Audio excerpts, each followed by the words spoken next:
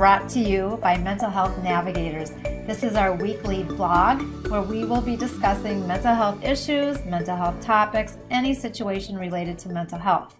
Tonight, we're really lucky to have Toni Plant with us. She is the co-founder of Mental Health Navigators. You might also recognize her from interviews in the newspaper. She's also a mental health warrior and a suicide prevention advocate.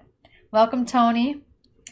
So let's talk about how Mental Health Navigators got started and why it got started. Sure. So thanks for having me. In 2015, this district that we're in here, the school district that we're in here, had some tragedies, community tragedies. In particular, a family, the father had a mental health issue and he ended up murdering his 3 kids and his wife and taking his own life. And it was very tragic, obviously, for the community. A lot of people were affected. They had 3 kids in high school. Their youngest was one of my daughter's best friends, and my daughter took it very poorly. And she ended up, and this is my daughter, her name's Anna, so she tried to kill herself that weekend, and it was difficult, obviously. We went, brought her to therapy. She was in and out of inpatient and outpatient treatment. We thought things might be going a little bit better, but then ultimately in January of 2016, she took her own life. So that was like 4 months later. And then months later, we had another tragedy in the district. Then about a year later, we ended up another girl, same age as Anna, had taken her life. And at that point, then there was lots of chatter going on social media, and all the parents and all of the district and everybody very concerned about what we could do. How could we help the kids that are suffering from mental illness, and how could we help the kids that are grieving from the mental illness catastrophes that we had already had? And so I got a message at about that time from my friend Kathy, who I didn't know at the time, and she asked if we could meet, and we got together and we started talking about how we can best sort of, be part of a solution in the community as to what we can do better. And we decided that one of the people that are sort of left behind are the parents of the kids that are suffering from mental health issues. So we decided that we would put our focus there, and then a number of different new tragedies happened, and the group grew very quickly. And so we currently have a Facebook page, and that's where we went originally with it. So that's what happened. Why is Mental Health Navigators so important? What are parents needing at this point?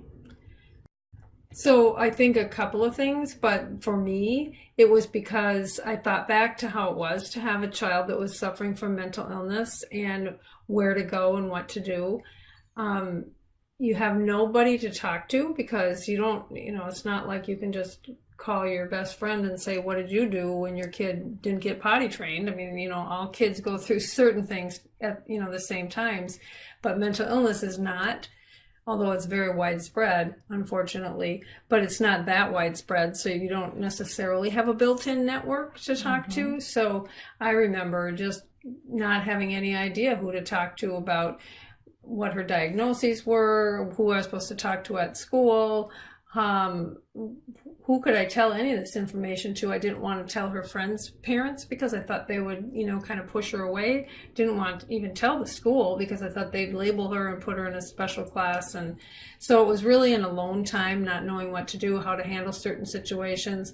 And so we really felt like the parents needed just sort of this parent-to-parent, peer-to-peer relationship, and to be able to say, what did you do when this happened? What do you think of this situation of mine, even if you haven't had that situation?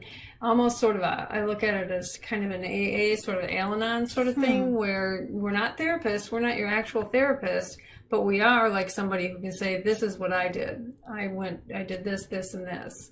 And so I think it's turned out to be, some days we have many, many, many postings and questions asked, so I know that it's something that's really needed. Our tagline is "No parent left behind," because as Tony's saying, oftentimes parents feel isolated during this mental health journey that their kids are experiencing. It affects families. What is a common question or concern or situation that a parent might post?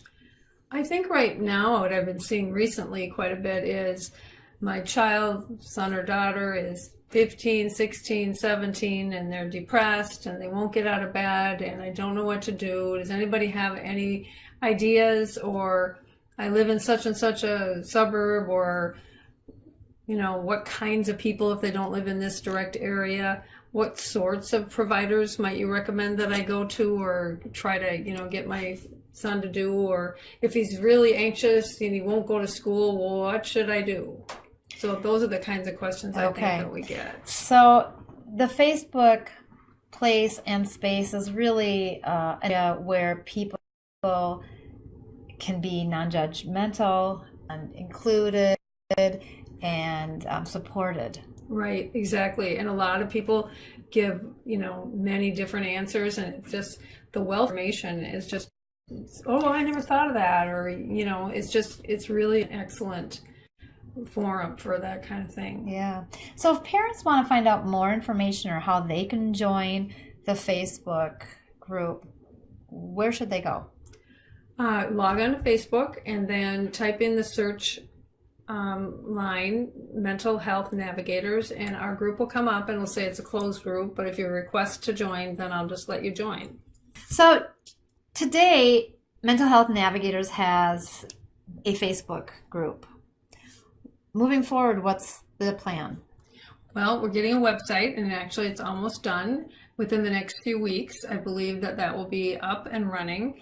It is more robust than just a Facebook page. It's sort of like has Facebook functionality in that you can ask questions and get answers. It's sort of like a forum kind of thing, but it also has the ability to ask questions totally and completely anonymous. So if you're feeling, you know, like you don't want anybody to know who you are, that's not a big deal. You can just enter in Joe Schmo as your username at that moment, and then you get your question answered.